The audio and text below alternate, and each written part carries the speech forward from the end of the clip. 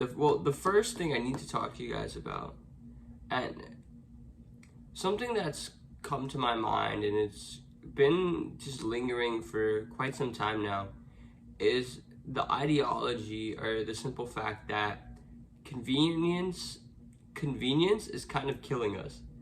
And what I mean by this is, think about how easy it is to get certain things in today's world. Certain things that used to take hours, days, weeks, months, years, you can get in seconds. And there's certain things that we do benefit tremendously from. One convenient aspect of life that I enjoy, or one convenient platform that I really do enjoy, is Amazon. We get pretty much things delivered the next day, the next morning, and it's super convenient. You don't have to drive all the way to the store. You don't have to park. You don't have to wait in line. Click, click, click, and then you get something literally the next day. But at some point, the convenience gets too much, or the trade-off for the convenience gets too much. We can see this with food.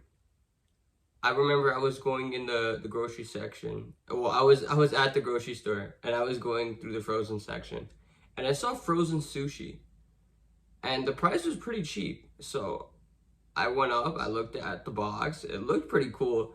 The image was really nice. The highlight of the fish, the rice looked really nice, and I don't even how do you describe nice rice, but it looked really appetizing nevertheless.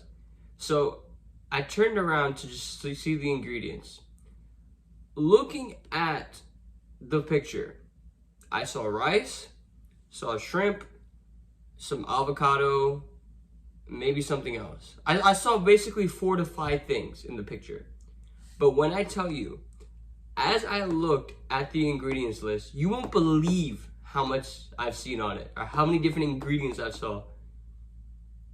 There was this was that, there was this chemical, there were food items that I don't even know how to pronounce. And I understand that it's in some people's budget and some people don't have a choice.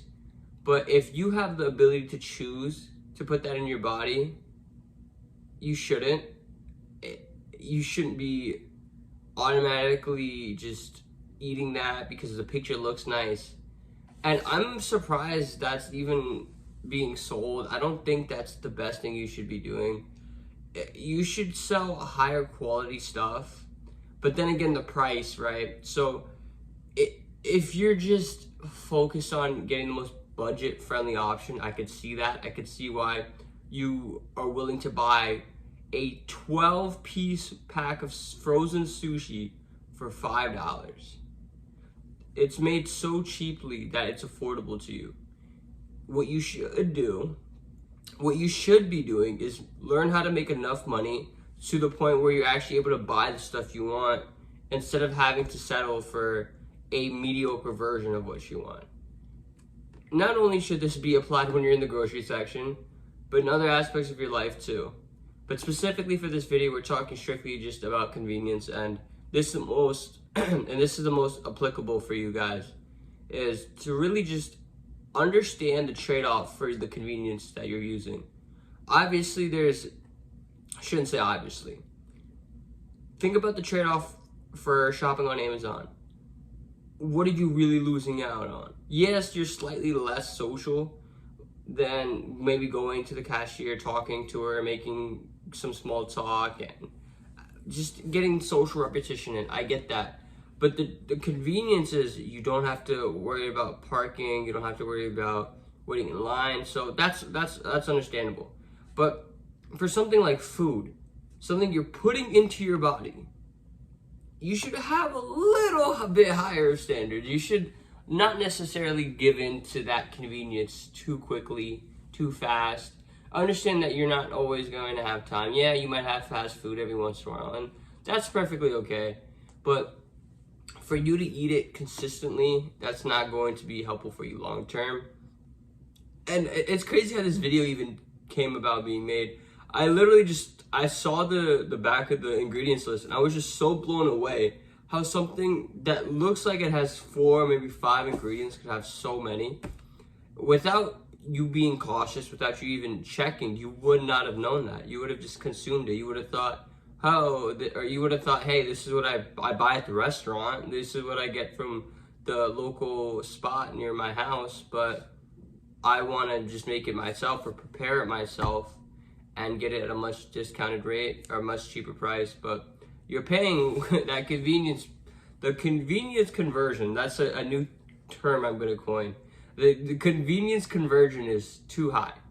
Use that money for things you can afford. Buy some organic fruit, buy some organic vegetables, buy grass-fed meat or stuff. You could use those $5 to something you can actually afford. Another aspect of convenience that is destroying us is remote working. I know this is crazy, especially someone who's studying technology and might actually end up working remote in the future.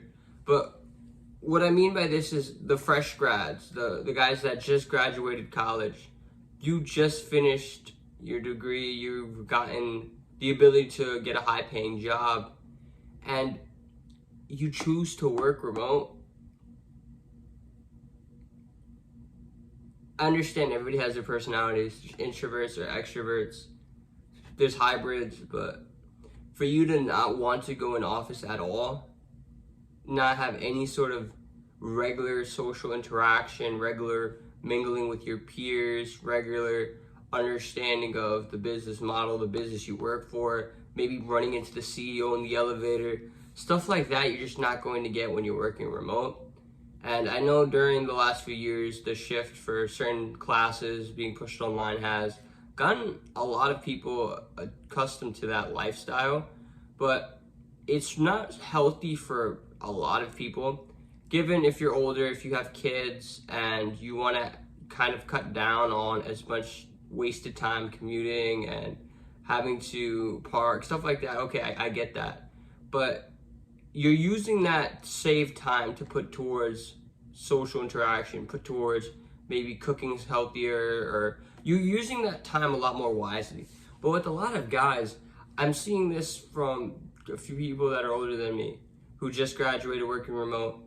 They just use that extra time to spend behind a screen. That screen time isn't productive. It's not like they're trying to start an online business.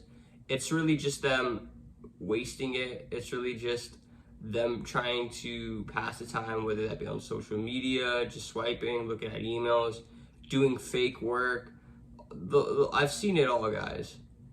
And it just makes me sad, and it should make you sad as well. You really just, the reason you convinced yourself to do it was because you want to have more time. But the extra time you have now, you're not putting it to proper use. It's one thing if you're trying to start a business, but if that's not really what you're doing with that extra time, you are doing yourself a huge disservice by not being in office. It's simply just not good to be isolated from people for that long. I don't think that's going to be healthy for your social life, your social skills. And when it's time for you to really need those skills, you're not going to have them, and you really will regret staying at home and trying to work remote all the time.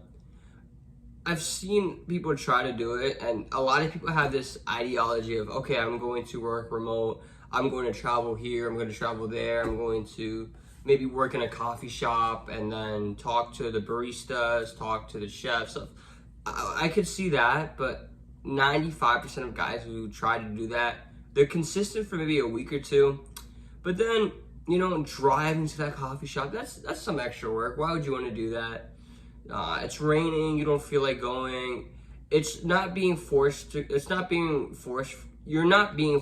go, and you're not really being incentivized to go, in your opinion. So most guys really just end up not doing it, just staying, either working in their bedroom, or they put together some mediocre office space in their room, and they put together some office space in their house, and they try to make it work. But for majority of people, they just simply are not as productive and not as happy as they would be if they just commuted and if they were in work.